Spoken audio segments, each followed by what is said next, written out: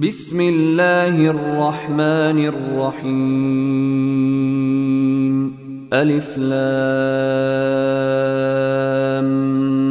ميم ذلك الكتاب لا ريب فيه هدى للمتقين الذين يؤمنون بالغيب ويقيمون الصلاة ومما رزقناهم ينفقون والذين يؤمنون بما أنزل إليك وما أنزل من قبلك وبالآخرة هم يوقنون أولئك على هدى من ربهم وأولئك هم المفلحون